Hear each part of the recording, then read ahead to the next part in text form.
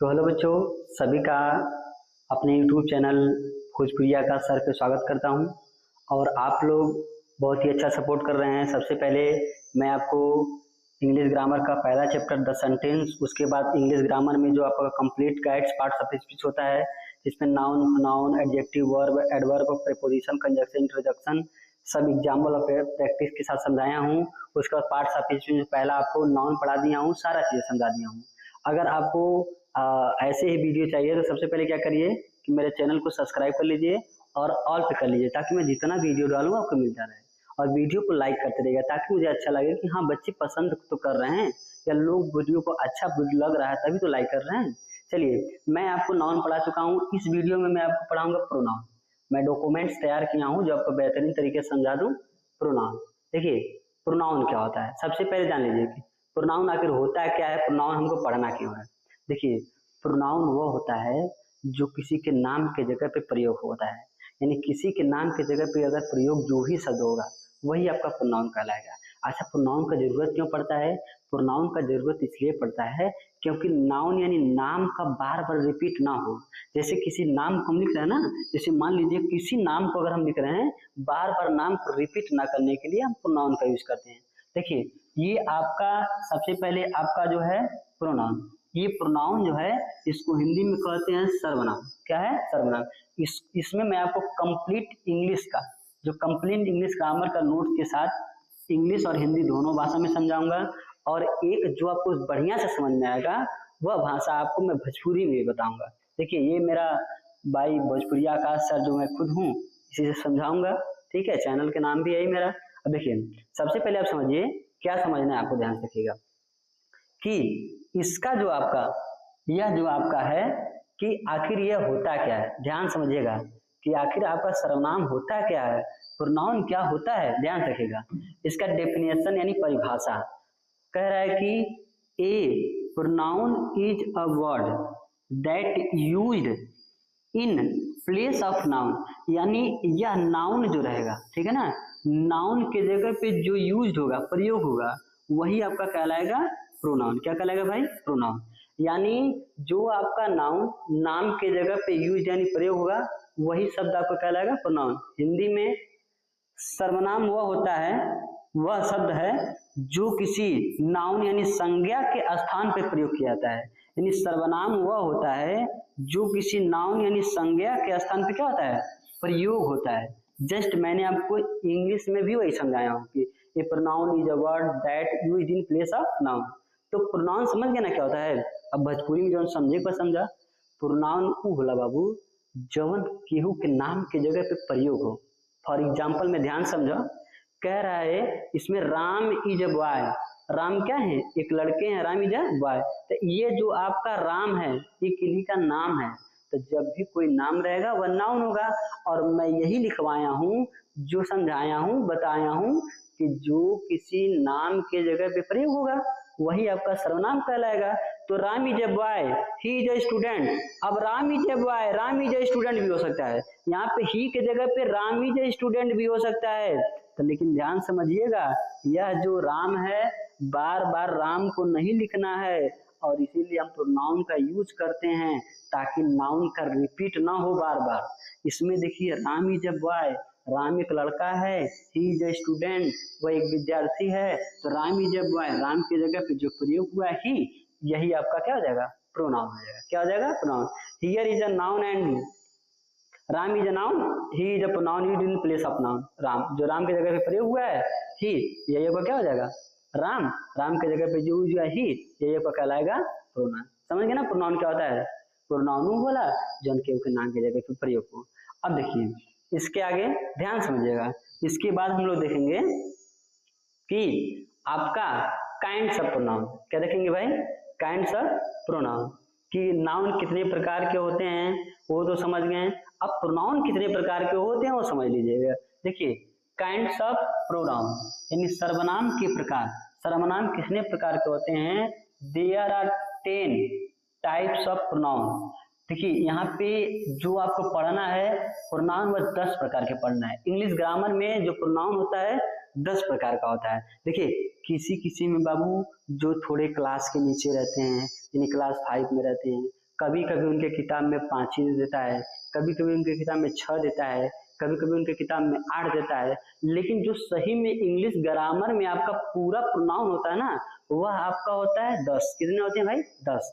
यानी प्रोनाउन जो आपका पूरा होता है वो 10 होता है। कितना होता है? 10। देखिए, पहले को कहते हैं पर्सनल प्रोनाउन। क्या कहते हैं? Personal pronoun. इसको हिंदी में कहते हैं पुरुषवाचक संज्ञा। उसके बाद होता है पोसेसिव प्रोनाउन, जिसको कहते हैं अधिकारवाचक संज्ञा। उसके बाद होता है रिफ्लेक्सिव प्रोनाउन, जिसको कहते हैं निजवाचक संज्ञा। एम्फैटिक प्रोनाउन, बलदायक सर्वनाम। डिमोन्स्ट्रेटिव प्रोनाउन, संकेतवाचक सर्वनाम। देखो, इंडेफिनिट प्रोनाउन, अनिश्चयवाचक सर्वनाम।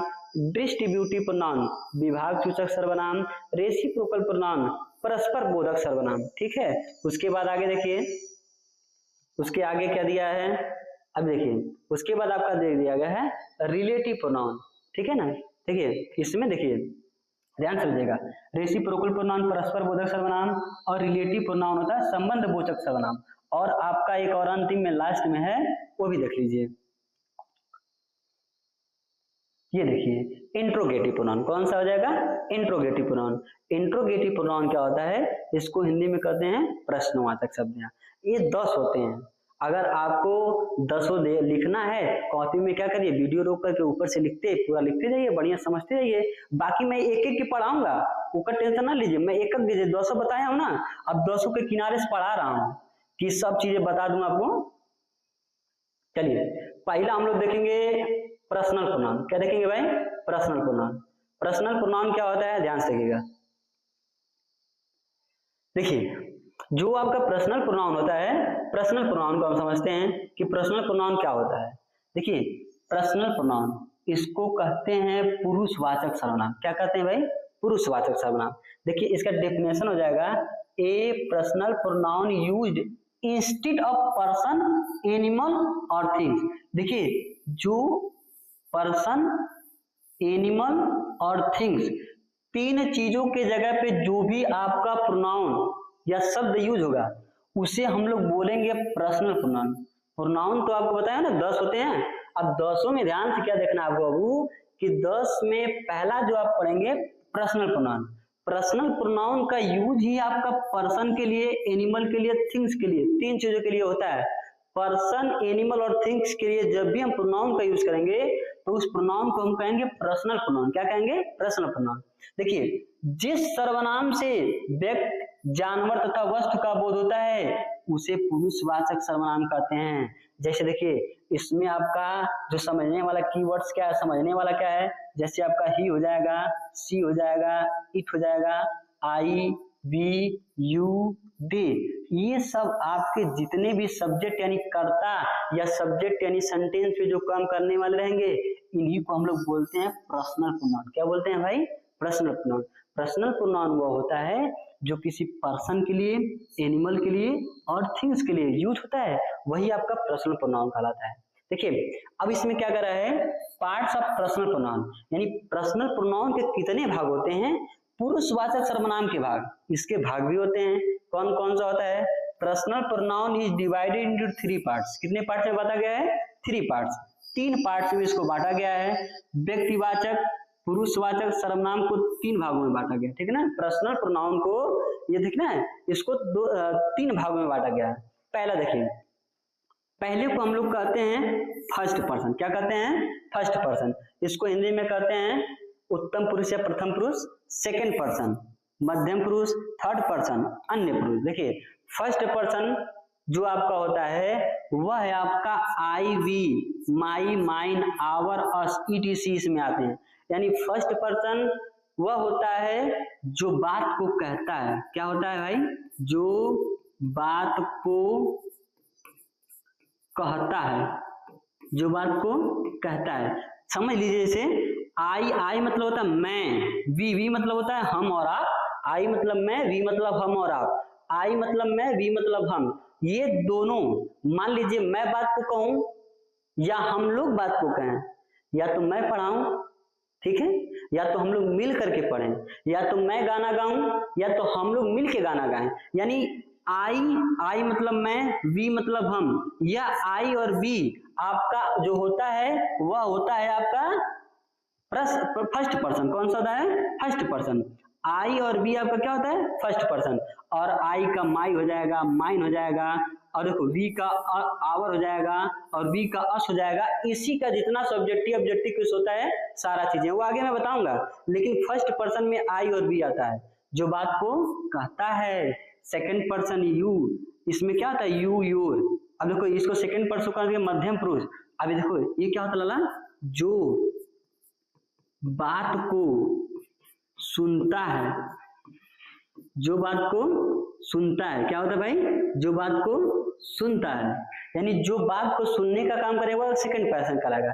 जैसे मैं गाना गा रहा हूँ, ठीक है, तो मैं गा रहा हूँ तो आई, मैं फर्स्ट पर्सन हुआ, जो गाना सुन रहा है वह सेकंड पर्सन हुआ। जैसे मैं पढ़ा रहा हूँ तो मैं तो फर्स्ट पर्सन हुआ, आज तुम चुपचाप बैठ के बिछौना मोबाइल लेके सुन रहे हो, तुम सेकंड पर्सन हो गए। अब देखिए थर्ड पर्सन, क्या, थर्ड पर्सन अन्य पुरुष। इसमें देखिए क्या होता है, आई को, वी को और यू को, आई बी यू तीनों को छोड़ करके बाकी सब थर्ड पर्सन में आते हैं। जैसे ही हो गया, सी हो जाएगा, इट हो जाएगा, दे हो जाएगा, हिम हो जाएगा, हर हो जाएगा, ही हो जाएगा, देम हो जाएगा, देयर हो जाएगा, किसी का नाम रहेगा, ये सब किस में आता है, थर्ड पर्सन में। देखिए थर्ड पर्सन क्या होता है, थर्ड पर्सन वो होता है जिसके बारे में बात होता है, जिसके बारे में क्या होता है, बात होता है, उसे थर्ड पर्सन कहते हैं। जैसे आई और बी, आई मतलब मैं आप गाना गा रहा हूँ, यू सेकंड यू आप सुन रहे हो, थर्ड पर्सन। मान लो नवरातन आ गया है, माता दुर्गा माता का गाना गा रहा हूँ, तो माता जी जो हुई थर्ड पर्सन हुई, ठीक है ना। जैसे मैं गा रहा हूँ, आप सुन रहे हो, जिसके बारे में गा रहा हूँ मान लीजिए माता जी, यानी मैं गाना गाने का काम कर रहा हूँ तो मैं फर्स्ट पर्सन हुआ, आप सुनने का काम कर रहे हैं तो आप सेकंड पर्सन हुए, जिसके बारे में मैं गाना गा रहा हूँ वो थर्ड पर्सन हुए, ठीक है ना। तो first person, second person, third person क्या होता है समझ गए ना। फर्स्ट पर्सन जो बात को कहता है, सेकंड पर्सन जो बात को सुनता है, थर्ड पर्सन जिसके बारे में बात होता है। समझ गए ना पर्सन क्या होता है। और ये पर्सन बड़ा जरूरी है जब हम नरेशन एक्टिव ऐसे पैसिव वॉइस बनाएंगे, डायरेक्ट से इनडायरेक्ट नरेशन ये बनाएंगे, ठीक है ना, तो आपको बहुत जरूरी पड़ेगा। ये जरूरी इसलिए पड़ेगा क्योंकि कहीं पे लगे लिखा रहेगा हिम, तो जब इसको सब्जेक्ट से ऑब्जेक्ट चेंज करना रहेगा तो आपको बहुत दिक्कत होगा, और जैसे पर्सन जाने रहेंगे तो आपको समझ में आएगा बढ़िया से। तो ये जानना बहुत जरूरी, इसलिए मैं बताया हूँ। तो पर्सन कितने प्रकार के होते हैं, 3 होते हैं, first person, second person, third person. First person जो बात को कहता है, सेकंड पर्सन जो बात को सुनता है, थर्ड पर्सन जिसके बारे में बात होता है, ठीक है। चलिए उसके आगे हम लोग देखते हैं कि ये जो आपका फर्स्ट पर्सन होता है, इसको थोड़ा और डिटेल में आपको समझा दूं कि इसको एक मैंने चार्ट बनाया है समझाने के लिए आपको, कि जो आपका फर्स्ट पर्सन है, यानी जो आपका पर्सन है, इसको मैंने कुछ भागों में बांटा है आपको समझाने के लिए। ध्यान समझिएगा, जो मैं आपको इसको समझाने के लिए चीजें बनाया हूं इसको समझिए। देखिए यह जो आपका फर्स्ट पर्सन है, इसको पर्सन के हिसाब से, ठीक है ना, पर्सन के हिसाब से, पर्सन के, नंबर के, जेंडर के और फंक्शन के हिसाब से, सब्जेक्ट, ऑब्जेक्ट और पोसेसिव, इनके कैसे कैसे भागों में बांटा गया है कि पर्सन के हिसाब से कौन से में होंगे, उसके बाद आपका जो होगा नंबर के हिसाब में सिंगुलर होंगे, प्लूरल होंगे, जेंडर के हिसाब से कौन से जेंडर में आएंगे, और आपके फंक्शन के हिसाब से सब्जेक्ट होगा, ऑब्जेक्ट कौन सा होगा, पोसेसिव केस में कौन सा होगा, सारा चीजें मैं बता रहा हूँ। ध्यान से देखिएगा, जो आपका फर्स्ट पर्सन होता है, जो आपका फर्स्ट पर्सन होता है, जो आपका फर्स्ट पर्सन होता है, वो आपका सिंगुलर भी हो सकता है, वो आपका प्लूरल भी हो सकता है, ये आपका कॉमन जेंडर होता है। कौन सा जेंडर होता है, कॉमन जेंडर होता है। आई, आई मतलब मैं, यह लड़की भी बोलती हैं और ये लड़के के लिए भी होता है। वी मतलब हम, यह लड़के के लिए भी होता है, लड़की के लिए भी होता है। तो ये आपका कॉमन जेंडर हुआ, आई और वी दोनों क्या हो गया, कॉमन जेंडर। ये आपका सब्जेक्ट के जगह पे अगर आपको यूज करना रहेगा, सब्जेक्ट के जगह पे, तब आई यूज करोगे, मैं के लिए, वी यूज करोगे, हम के लिए। और देखिए ऑब्जेक्ट के जगह पे अगर यूज करना है तो आई के जगह पे क्या यूज करोगे, मी, वी के जगह पे क्या यूज करोगे, अस। और अगर यही आई के जगह पे पोसेसिव में अधिकार बताना रहेगा तो आई के जगह पे माई हो जाएगा, आई के जगह पे माइन हो जाएगा, वी के जगह पे आवर हो जाएगा, वी के जगह पे अस हो जाएगा, अपना अधिकार बताने के लिए बताएगा। तो जैसे अब देखिए सेकंड पर्सन, सेकंड पर्सन जो आपका होता है, ये आपका सिंगुलर भी होता है, प्लूरल भी होता है। एक कॉमन जेंडर होता है। क्या होता है? Common gender. जैसे यू आपका रहे, यू मतलब तुम, यू मतलब आप, दोनों होता है। यू मतलब देखिए इसका सब्जेक्ट की जगह पे यूज होगा, ऑब्जेक्ट की जगह पे भी यूज होगा। सब्जेक्ट की जगह पे प्लूरल में भी यूज होगा, सब्जेक्ट की जगह पे सिंगुलर में भी यूज होगा, और ऑब्जेक्ट की जगह पे भी। लेकिन यू की जगह पे योर हो जाएगा, योर्स हो जाएगा, योर हो जाएगा, योर्स हो जाएगा। ठीक है। अब देखिए, अब अगला आपका आएगा थर्ड पर्सन। थर्ड पर्सन क्या होता है? इसको हम लोग सिंगुलर भी कहते हैं और ये सिंगुलर होता है। अब देखिए, ये प्लूरल भी होता है, सिंगुलर भी होता है, ये प्लूरल भी होता है। ध्यान समझिएगा कि जब आपका मैस्कुलिन जेंडर रहेगा, तो अब देखिए मैस्कुलिन जेंडर में वो भी ही रहेगा तो वह सिंगुलर होगा। अगर आपका फेमिनिन जेंडर में सी होगा तो आपका क्या होगा? सिंगुलर होगा। लेकिन इट रहेगा तभी वो क्या होगा? सिंगुलर और प्लूरल होगा। लेकिन जैसे ही आपका दे हुआ तो समझ जाएगा एक कॉमन जेंडर है, और कॉमन जेंडर आपका प्लूरल होगा। ठीक है ना? कॉमन जेंडर क्या होगा? प्लूरल होगा। जैसे देखिए, ही के जगह पे अगर सब्जेक्ट की जगह पे ही है, उसको ऑब्जेक्ट की जगह पे हमको लिखना है तो उसका हिम होगा। अगर जैसे पोसेसिव प्रोनाउन यानी अधिकार बताना है तो ही के जगह पे हिज लगाएंगे। क्या लगाएंगे? हिज मतलब होता है उसका। सी, यह आपका सब्जेक्ट है। अगर ऑब्जेक्ट की जगह पे प्रयोग करना रहेगा तो आप हर प्रयोग करोगे। क्या करोगे? हर। लेकिन इसी लड़की का अधिकार बताना रहे तो आप हर्ष लगाओगे। इट मतलब होता है यह आपका सब्जेक्ट पे भी होगा, ऑब्जेक्ट पे भी होगा। लेकिन इट का अधिकार बताना रहे तो आप इट्स बताओगे। लेकिन अगर आपका देर है, क्या रहे भाई? देर है, यह है आपका देर है। दे के जगह पे अगर आपका सब्जेक्ट की जगह पे दे है, ऑब्जेक्ट की जगह पे इसका ऑब्जेक्ट क्या हो जाएगा? देम हो जाएगा। क्या हो जाएगा? देम। और एक पोसेसिव प्रोनाउन में जो रहेगा आप देयर बताओगे, देयर्स बताओगे। यह है आपका होता है जो ये आपका फंक्शन के आधार पे पूरा आपका होता है। देखिए यह जो आपका यूज ऑफ, देखिए use of personal pronoun according to the number, gender and function, ये सीधे होता है कि पर्सनल प्रोनाउन को नंबर, जेंडर और फंक्शन के अनुसार इस तरह से बांटते, जैसे मैं बताया हूँ आपको, जैसे समझाया हूँ। ठीक है ना? अगर आपको स्क्रीनशॉट लेना है, स्क्रीनशॉट लेकर के बढ़िया से कॉपी पे लिख दीजिए। बेहतरीन तरीके से बड़ा समय लग के तैयार कराया बाबू, एकदम जो जरूरी था वही समझो तैयार किया हूँ। चलिए दूसरा वाला, दूसरा हम लोग देखेंगे। दूसरा हमारा जो रहेगा वह रहेगा आपका सेकंड, दूसरा वाला रहेगा पोसेसिव प्रोनाउन, जिसको कहते हैं अधिकारवाचक सर्वनाम। क्या बोलेंगे भाई? अधिकारवाचक सर्वनाम। एक डेफिनेशन देख ला, the possessive pronoun used to show possession is called the possessive pronoun. जैसे करे जिस सर्वनाम का प्रयोग अधिकार दिखाने के लिए या बताने के लिए किया जाता है उसे अधिकारवाचक सर्वनाम कहते हैं। जौने प्रोनाउन से कौनो चीज पे अधिकार बतावे वह तोहर कहलाई पोसेसिव प्रोनाउन। जैसे एग्जाम्पल में समझा कि यहाँ पे देखा माई मतलब मेरा, एक ही बताए कि हमार है, तो जौन शब्द बताए वो कहलाई आपके possessive pronoun. Mine, our, yours, your, her, his, its, ये सब शब्द जो होंगे अधिकार बताएंगे। फॉर एग्जाम्पल में ध्यान से देखिएगा, कह रहा है दिस इज माई पेन, ये जो कॉलम है ये हमारा है, मेरा है, तो यह जो माई शब्द है यही आपका पोसेसिव प्रोनाउन है। कौन सा प्रोनाउन है? पोसेसिव प्रोनाउन है। दिस पेन इज माइन, यह भी ये पेन मेरा है, ये आपका जो माइन और माई शब्द है यही आपका क्या कहलाएगा? पोसेसिव प्रोनाउन कहलाएगा। समझ गए ना पोसेसिव प्रोनाउन क्या होता है? अब अगला देखिए, अगला आपका जो होगा रिफ्लेक्सिव प्रोनाउन होगा। रिफ्लेक्सिव प्रोनाउन क्या होता है? ध्यान समझिएगा। रिफ्लेक्सिव प्रोनाउन वो होता है, रिफ्लेक्सिव प्रोनाउन को आप देखो, रिफ्लेक्सिव प्रोनाउन को आप कहेंगे निजवाचक सर्वनाम। क्या कहेंगे भाई? निजवाचक सर्वनाम। इसका डेफिनेशन क्या हो जाएगा? Reflexive pronoun are pronoun that use the refer to back the subject. देखो back to refer the back to the subject or the sentence. किसी भी सेंटेंस में जो आपका सब्जेक्ट रहेगा, किसी भी सब्जेक्ट देखो, किसी भी सेंटेंस में जो आपका सब्जेक्ट रहेगा उसी को ये रेफर करेगा, बताएगा।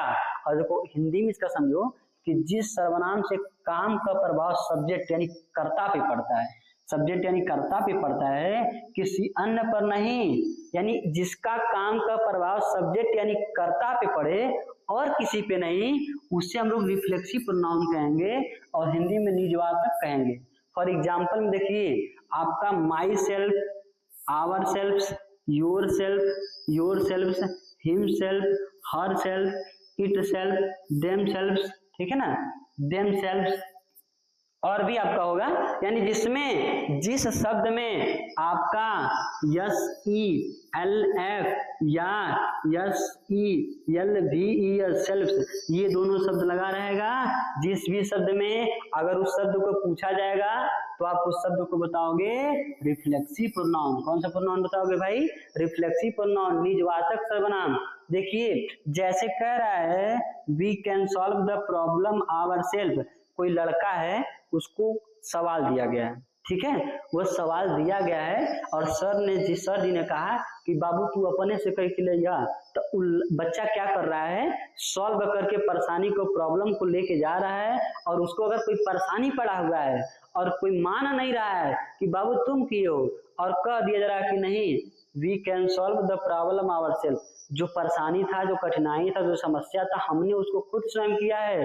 तो यह जो आवर सेल्फ का जो आपका कार्य का प्रभाव पड़ रहा है, सब्जेक्ट भी पड़ रहा है, इस प्रॉब्लम यानी परेशानी का जो काम का प्रभाव पड़ रहा है सब्जेक्ट भी पड़ रहा है, इसलिए आपका कहलाएगा नीचवाचक सर्वनाम। अंग्रेजी में रिफ्लेक्सिव प्रोनाउन कहलाते हैं ये शब्द। अब आगे देखिए, जो आपका आगे है वह आपका कहलाएगा इम्फेटिक प्रोनाउन, इसको हिंदी में कहते हैं बलदायक सर्वनाम। बलदायक सर्वनाम क्या होता है? इम्फेटिक प्रोनाउन क्या होता है? बलदायक सर्वनाम वह होता है कि a pronoun which are used for the sake of the emphasising in noun or pronoun are the called emphatic pronoun. For example में ये पहले हिंदी समझ लीजिए, जिस सर्वनाम से कार्य का प्रभाव सब्जेक्ट यानी कर्ता पर जोर दे करके, यानी काम का प्रभाव पड़ेगा सब्जेक्ट पर ही, जो इसके पहले जस्ट मैं पढ़ाया हूं, लेकिन इम्फेटिक प्रोनाउन में क्या होगा, वह जोर दे के बोला जाएगा। कैसे बोला जाएगा भाई? जोर देकर किया जाता है, उसे इम्फेटिक प्रोनाउन यानी बलदायक सर्वनाम कहते हैं।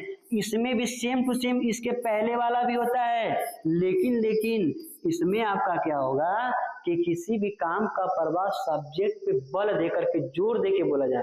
जैसे एग्जाम्पल में समझिएगा भाई, I can do homework my self. कोई बच्चा है, ठीक है, वो क्या कर रहा है, सर जी को लगे ले जा रहा है अपना कापी ले जा रहा है, सर जी चेक करा रहा है, सर जी कह रहे हैं कि तुम नहीं किए हो, दूसर क्यों किया है। लेकिन लड़का क्या कर रहा है, I can do homework my self, नहीं सर जी अपने हम खुद किए हैं, जोर देके गुस्सा करना ही अपन नहीं किए हैं, कैसे कर रहे हैं दूसरे को किए हैं, हम ही किए हैं। तो जब किसी भी सब्जेक्ट पर कार्य का प्रभाव, जो कार्य का प्रभाव रहेगा जोर देके किया जाएगा, तो वह है आपका कहलाएगा इम्फेक्टिव प्रोनाउन, बलदायक। समझ गए ना? और जब काम का प्रभाव जोर डाल के नहीं, बस सिंपल तरीके से जोर डाल के नहीं बोला जाएगा, तो वह है आपका कहलाएगा रिफ्लेक्सिव प्रोनाउन। रिफ्लेक्सिव प्रोनाउन में सीधा काम का प्रभाव सब्जेक्ट पे पड़ेगा, लेकिन जैसे ही आप क्या करोगे भाई, जैसे ही आपका काम का प्रभाव इस पे, देखिए किस पे, जैसे ही आपका काम का प्रभाव इस पे सब्जेक्ट पे पड़ेगा, वो भी जोर दे करके, तब यह कहलाएगा आपका इम्फेटिक प्रोनाउन। देखो माई सेल्फ सॉल्व इट, कैसा है कि मैं स्वयं के द्वारा सर किया हूँ, गुस्सा से जोर के देके बोला कि नहीं सर जी मैं खुद किया हूँ, ये आपका क्या कहलाएगा, इम्फेटिक प्रोनाउन कहलाएगा। अब आगे देखिए, जो अगला है वह आपका डिमोनेस्ट्रेटिव प्रोनाउन, बहुत मजेदार वाला है, ये देखिए तुरंत ही समझ में आ जाएगा। देखिए डिमोनेस्ट्रेटिव प्रोनाउन क्या होता है, इसको संकेतवाचक सर्वनाम कहते हैं। इसका अंग्रेजी डेफिनेशन का होगा बाबू, a demonstrative pronoun is used to point or out. देखो point or signal, point out or signal to a person, places or thing. देखिए जो शब्द रहेगा किसी भी चीज की तरफ पॉइंट आउट करेगा, क्या करेगा भाई, पॉइंट आउट करेगा। ध्यान समझिएगा, या तो पॉइंट आउट करे, पॉइंट आउट मतलब होता है किसी को संकेत करे या सिग्नल दे, इशारा दे, वही आपका कहलाएगा डिमोनेस्ट्रेटिव प्रोनाउन। हिंदी में जिस सर्वनाम का प्रयोग व्यक्तियों, स्थानों या वस्तुओं को इंगित यानी इशारा करने के लिए किया जाता है, उसे संकेतवाचक या संकेत करने के लिए किया जाता है, उसे संकेतवाचक सर्वनाम कहते हैं। इसमें देखिए चलिए क्या था लगा, दिस दैट दिज दोज, ये चारों आता है, दिस दैट दिज दोज। जैसे कहा जाए दिस इज माई पेन, ए में कहा जाए कि चलिए दिस इज माई पेन, ए में बताइए बाबू कि इसमें माई क्या है, तो बताओगे सर जी ये तो आप पढ़ाए हैं जो आपका फंक्शन था, इसमें कह रहा है कि अपना अधिकार बता रहा है। पेन पूछे, पेन क्या है सर जी? किसी का नाम है, तो ये तो नाउन है, लेकिन इसमें इज क्या है? ये तो हेल्पिंग वर्ब है। इसको आगे वाले वीडियो में पढ़ाएंगे। अब देखिए, इसमें मैं आपको दिस का प्रयोग बताया। दिस मतलब होता है यह संकेत करने के लिए किया जाता है। यह आपका होता है डिमोन्स्ट्रेटिव प्रोनाउन, यानी संकेतवाचक। कह रहा है कि दिस इज माई पेन, ये कलम जो है मेरा है। तो जिस तरफ इसके दिस के तरफ, दिस से इसकी तरफ इशारा किया जा रहा है ना, जब दिस से इसके तरफ इशारा किया जाएगा तो ये दिस शब्द आपका कहलाएगा डिमोन्स्ट्रेटिव प्रोनाउन। समझ गया ना डिमोन्स्ट्रेटिव क्या होता है बाबू? बहुत बढ़िया। और एक एग्जांपल और देख लीजिए। अगर कहें दैट इज योर बुक, कहा जा रहा है कि दैट इज योर बुक, या दैट शब्द जो आपका हो जाएगा, इसी दैट से ही कहा जा रहा है ना कि ये किताब आपका है, तो दैट शब्द आपका क्या हो जाएगा? डिमोन्स्ट्रेटिव प्रोनाउन हो जाएगा। दैट शब्द क्या हो जाएगा? डिमोन्स्ट्रेटिव प्रोनाउन हो जाएगा, क्योंकि दैट से ही किसी की तरफ इशारा किया जा रहा है, किसी की तरफ सिग्नल किया जा रहा है, किसी की तरफ दिखाया जा रहा है, क्यों की तरफ दिखावल जाता, ठीक है ना। इसी का वाला कौनों की तरफ दिखा के बता जाए कि मतलब ई हवे, ठीक है। अगला देखा, एकरे बाद जब हला तो आ जाएगा इन, देखो इंडेफिनिट प्रोनाउन। देखो इंडेफिनिट प्रोनाउन क्या होता है? देखो इंडेफिनिट प्रोनाउन को कहते हैं अनिश्चयवाचक सर्वनाम। इंडेफिनिट प्रोनाउन को क्या कहते हैं? अनिश्चयवाचक सर्वनाम। एक definition, indefinite pronoun are pronoun that do not refer the any particular person और प्लेस और थिंग। देखिए, जिस सर्वनाम से किसी व्यक्ति, वस्तु या देखो निश्चित व्यक्ति, वस्तु का बोध नहीं किया जाए, मतलब निश्चित ना रहे, सही ना बताया जाए। निश्चित मतलब होता है कि वैसे अनुमान लगा लिया जाए, निश्चित नहीं बताया जाए, नहीं बताया था, वह अनिश्चयवाचक सर्वनाम कहलाता है। जैसे देखिए, इसमें आपका somebody, anybody, all, non, one, much, few, nothing, other, etc आता है। एग्जाम्पल में समझ लीजिएगा। कह रहा कि I have many friend in my class. मेरे क्लास में, कक्षा में बहुत सारे दोस्त हैं। जो मेरे दोस्त हैं उनका निश्चित संख्या नहीं बताया जा रहा है कि 2 हैं कि 4 हैं कि 10 हैं। कह रहा है कि मेनी बहुत ज्यादा हैं। कितना बाबू? बहुत ज्यादा हैं, मेनी फ्रेंड हैं। तो इसमें जब संख्या निश्चित नहीं बताया जाएगा, यह अनुमानित होगा, इसको क्या कहेंगे? अनिश्चयवाचक सर्वनाम। क्या कहेंगे? अनिश्चयवाचक सर्वनाम कहेंगे। अगला देखिए कि जो आपका अनिश्चयवाचक हो जाएगा, अगला आपका पढ़ेंगे जो आपका होगा, इसको बोलेंगे डिस्ट्रीब्यूटिव प्रोनाउन। इसको हिंदी में कहते हैं विभाग सूचक सर्वनाम। क्या बोलेंगे? विभाज्य सूचक सर्वनाम। इसका अंग्रेजी डेफिनेशन का हुई, this pronoun are used for the division और डिस्ट्रीब्यूशन। डिवीजन और डिस्ट्रीब्यूशन दुइया शब्द पकड़ लो बाबू, जिसमें डिवीजन करने के लिए, डिस्ट्रीब्यूशन करने के लिए किया जाएगा, विच words that called the distributive pronoun. जो सर्वनाम किसी वाक्य में प्रयुक्त होकर उस वाक्य के प्रत्येक व्यक्ति या वस्तु का बोध कराता है, डिस्ट्रीब्यूशन हर एक को बताया जाएगा, वह विभाग सूचक सर्वनाम कहलाता है। इसमें देखिए नन आ जाएगा, neither, either, each, every, etc. जैसे देखिए फॉर एग्जाम्पल में समझ लीजिएगा, ईच ऑफ द बॉयज, प्रत्येक जो लड़के हैं, each of the boys passed in exam, यानी हर एक बच्चा जो है परीक्षा में पास हो जाएगा। डिस्ट्रीब्यूटिव मतलब होता है विभाग सूचक, हर एक को बताया जाए, और वही बताया जा रहा है each of the boys passed in the exam, यानी हर एक लड़का परीक्षा में पास हो जाएगा, तो ये कहलाएगा डिस्ट्रीब्यूटिव प्रोनाउन। समझ गए ना। आगे देखिए बाबू, जो अगला है वह है आपका है रेसिप्रोकल प्रोनाउन। रेसिप्रोकल प्रोनाउन में ध्यान से देखिएगा क्या होता है। रेसिप्रोकल प्रोनाउन को हिंदी में कहते हैं परस्पर बोधक सर्वनाम। कह रहा है कि definition, reciprocal pronoun are words used in the indicate or the mutual relationship between the two subject or the object. देखिए, दो सब्जेक्ट और ऑब्जेक्ट के बीच में क्या करता है कि इंडिकेट करता है म्यूचुअल रिलेशनशिप, ठीक है। फॉर एग्जाम्पल में इधर हिंदी देख ला, देखो पारस्परिक सर्वनाम वे सर्वनाम होते हैं जो दो या दो से अधिक व्यक्ति वस्तु के बीच में देखो पारस्परिक संबंध दर्शाते हैं, जैसे ईच अदर, एन अदर। देखिए और एग्जाम्पल में इसको समझ लीजिएगा, दे नो ईच अदर, दो लोग हैं जो एक दूसरे को जानते हैं, ठीक है, दो लोग हैं जो दे नो, वे लोग, ईच अदर, दे नो, वे जानते हैं, ईच अदर, एक दूसरे को जानते हैं। तो इसमें देखिए दो सब्जेक्ट या ऑब्जेक्ट के बीच में परस्पर रिलेशन बता रहा है कि पहले से वो एक दूसरे को जानते हैं, तो ये आपका कहलाएगा रेसिप्रोकल प्रोनाउन। अगला देखिए जो आगे वाला आने वाला है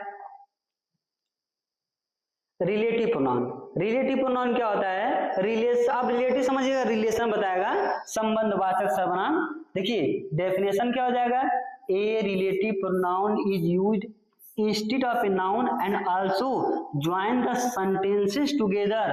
देखिए पहले तो क्या करेगा, जो सर्वनाम दो वाक्यों को जोड़ता है, दो वाक्यों को जोड़ने का काम करेगा तथा अपने आए हुए नाउन, अपने से पहले हुए नाउन जो आएगा उसे संबंध प्रकट करता है, वह आपका संबंध वाचक सर्वनाम कहलाता है। कीवर्ड्स में देखिए हु, हुम, व्हिच, हुज, दैट, ये सब आपके कहलाएंगे रिलेटिव प्रोनाउन।